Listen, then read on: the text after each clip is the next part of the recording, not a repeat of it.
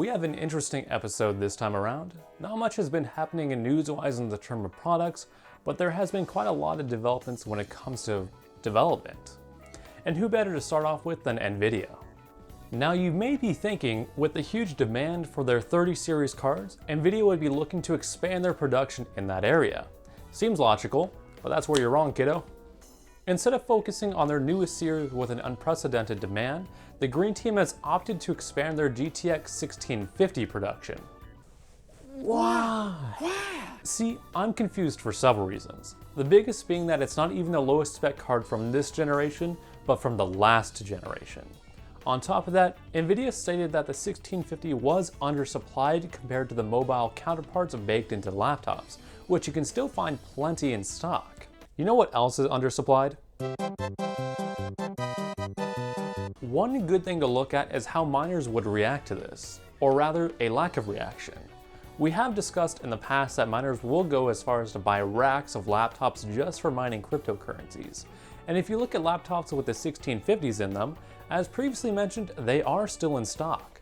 This indicates that crypto miners aren't as interested in the GTX 1650, which could turn to mean that this could be a graphics card you can actually buy. There is more Nvidia news as well, but before we dive into that, let's see what their main competitor has going on. And thanks to some Linux leaks, we have a bit of an idea what's coming next from AMD in their graphics card lineup. And to follow the same trend as in our last topic, Team Red will be focusing on a smaller, more affordable card.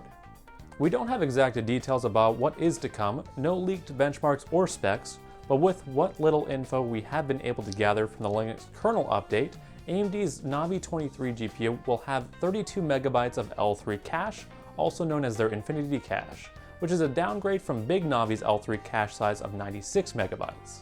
This reduction in cache space lends further credence to the idea that Navi 23 will be Big Navi's little brother. Previous rumors and speculations have indicated that Navi 23 would be solidly mid, and not reduced as heavily as the kernel data suggests.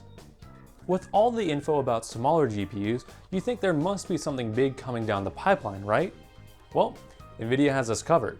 At least I thought so, but the people over at WCCF Tech got me good with the H100 Hopper.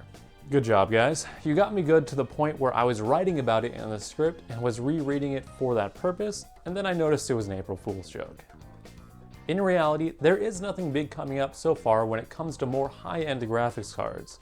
It is just something we'll have to wait and see if there are any developments on.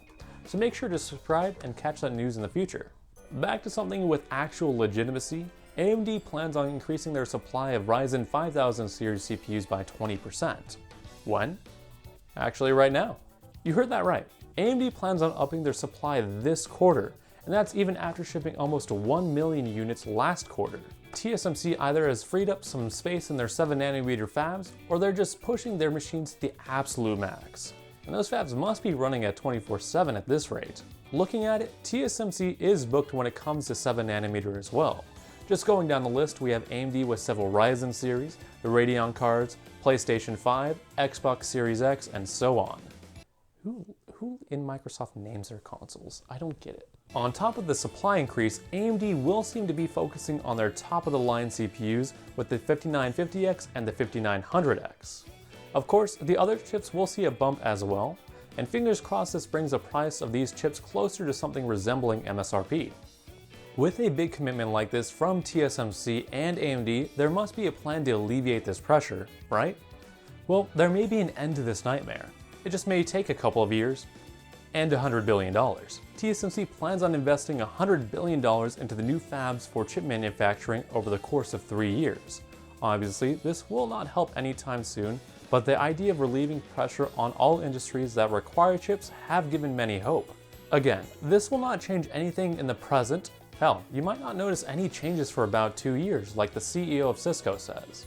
Until that time, TSMC will have to continue to work at over 100% operational capacity, as they have been doing so for the past year. Don't think that TSMC is the only one planning to expand their fabs and production. Intel has laid out plans to build 2 fabs here in my home state of Arizona to accommodate for the demand spike.